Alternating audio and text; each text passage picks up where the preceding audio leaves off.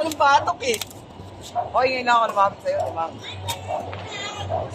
Lagyan nyo rin sa kabila. Safety ito.